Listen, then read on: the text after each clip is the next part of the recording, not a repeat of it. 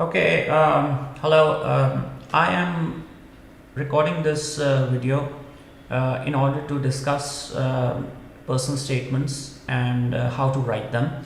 And the reason I'm doing this is because of the exams, I have not been able to take your session in class.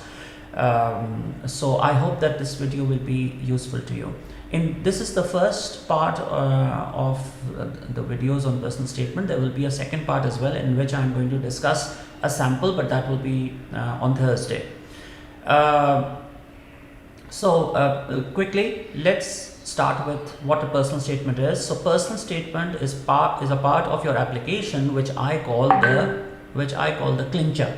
And why do I call it the clincher? Because this is that part of your application which will really make the difference between whether your application wins or otherwise. All right. So what is a personal statement and why is it required? Please keep in mind that the people who are recruiting you to the university, they do not have the chance to interview you. Your transcripts, your certificates of extracurricular and co-curricular activities, they are already with the admission committee. They have them. All right. Now they want to know the person that they are bringing in. Now they want to know the person that they are recruiting. When we talk about the person, what are we talking about? We're talking about the human being and his qualities. So what are you bringing to their institution in terms of qualities, in terms of interest, in terms of action?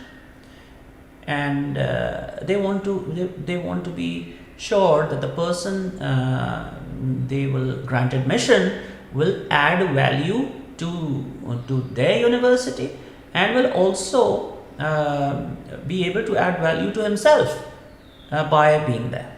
All right. And also keep in mind that if you are applying, let's say you are applying for engineering, so all the people who are applying for engineering have very good skill sets. They have the same skills that you have: the mathematical skills, the logical skills, physics, numerical skills, all those things. So how will you stand out? The personal statement helps you stand out and win against your equally talented rivals. Rival is not a good word to use, but people who are vying for the same position as you are.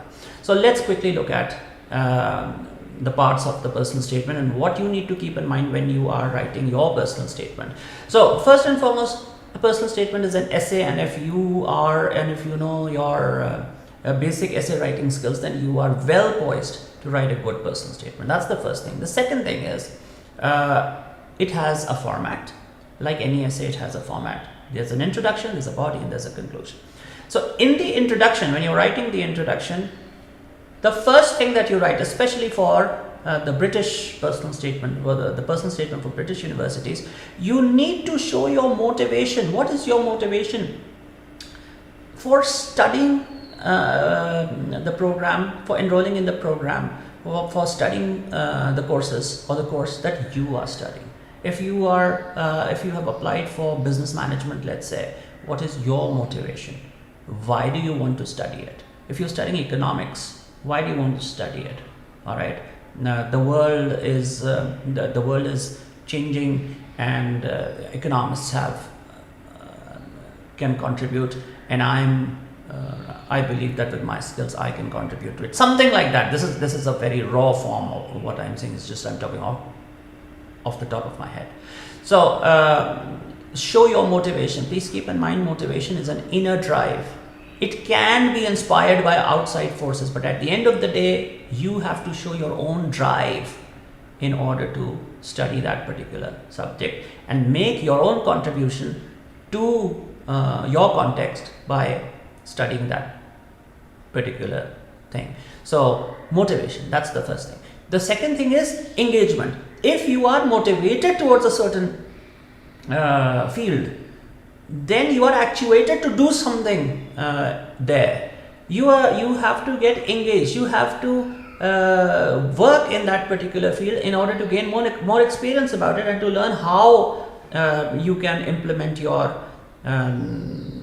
skills in that particular field. And what have you done? Have you volunteered anywhere? Have you done any internship? So these are very important things that you have to write in the person statement. Motivation is your claim. If you say I'm motivated, that is your claim. Your engagement is your evidence of that claim. I work there. That shows that I'm motivated to be there. And keep one more thing in mind. If you, let's say you have done 60 hours of work in a particular field. I'm just assuming a figure. So 60 hours, did you do those 60 hours in 2 months? Or those 60 hours were garnered over a period of, let's say, 2 years. It's the same 60 hours. All right. University will prefer it if those hours were accumulated over a 2-year period rather than a 2-month period. Why? Because your engagement should show your commitment. And commitment can only be gauged over a long period of time. Commitment is not one-off. Okay. So that's why you must start an activity and work for a certain period of time to show that you're really engaged in it. Now, I do understand that 2 years back we were in the throes of the COVID pandemic and all those things. That's fine. But still, if you can show some long-term commitment, that is what the university would prefer. All right. Then after engagement, what do you need to show? You need to show how suitable you are for that particular field that you have chosen. What is your suitability? Now, you don't have to be a braggart in order to show suitability. All right. But through examples, you can show some skills that you have. Sorry. You can show some through some examples. You can show some qualities that you have which make you particularly suitable for them, and that's not bragging. That's just presenting. Okay. We can use the word that in this part of the essay you are selling your qualities, and selling is all about presentation. Subtle but solid. Okay, presentation has to be subtle, yes, but solid. It should show. Okay, so what qualities will you show? First is all right, and another thing. When you are talking about qualities. When you're talking about suitability, what is suitability for work? If you can manage that work well, you are suitable for it. It's not got to do with skills. Please keep in mind. Skills everybody will have. But what will make you particularly suited for that job? Your ability to manage everything involved in that job. If you're a doctor, can you manage the patient? Can you manage the stress? Can you manage your own emotions? Okay, everything is related to management, and management is same all across all fields. So when whether you are an economist or a business manager or a doctor, and you are going to show your suitability, yes, your knowledge will be there, but your ability to manage it will be paramount. And when you talk about suitability and the ability to manage, what are the words that come to mind? Here are the words that you have to work into your essay: teamwork, maturity, overcoming limitations, overcoming stress, overcoming time management issues, overcoming limitations, and being proactive. And for each of these, give examples of how you handle these situations in real world situations. Finally, you have to work passion into this. Okay, empathy, also show empathy. Another thing is empathy, which is very, very important. Empathy is important everywhere. Whether you are a doctor or a teacher or a counselor, whatever you are, if you don't have empathy, you will not be a very good team worker. You will not be a very good team worker. You will not be able to communicate with anybody. You will not be able to manage your things properly, because at the end of the day, you have to work with other people. But the importance of working with other people has been overrated. Okay, it does not mean that if you cannot work with other people, you will not be a good professional. That is also not true. That is also rubbish. Some of the best contributors to human welfare have worked alone. All right, they have been very eccentric people.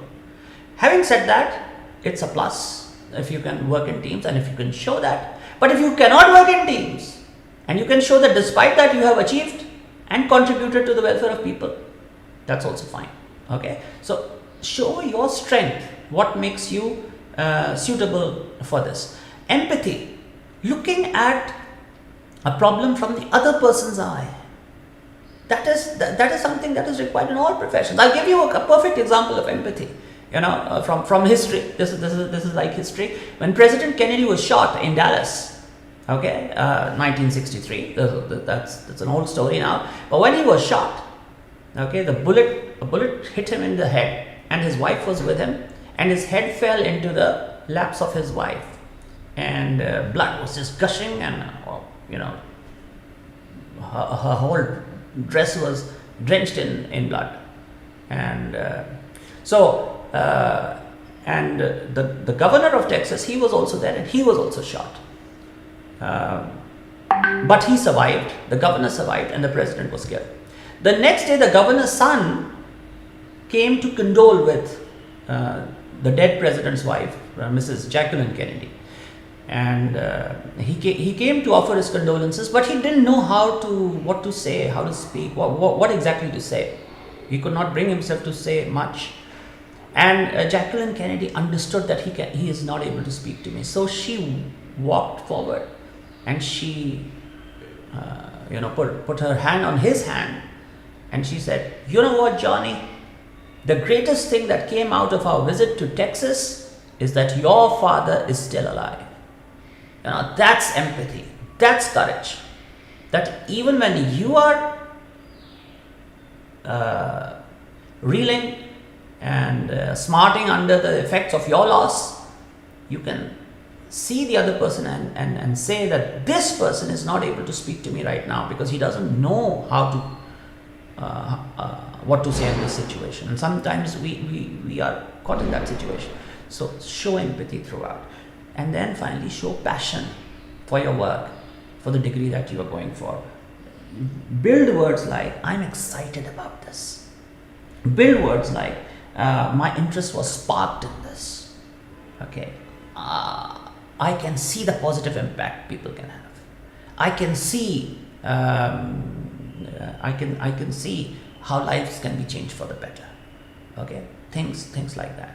I'm not working for a high profit. I'm working for a higher purpose. Passion. Be passionate about it. The more passion you show, the better you present yourself, the more effective your essay will become. The effective writing skills which we learned, they will come in handy when you are writing this. Okay. I wish you all the best for this essay writing, and try to give me the first draft. And please do keep in mind that in my experience, good personal statements go through 5 to 12 drafts. They will be refined, and once you refine them, please give them to your friend or your teacher or your counselor to see how effective it is, and then make changes accordingly until you come up with a winning personal statement. All right, best of luck with your personal statement writing. Thank you.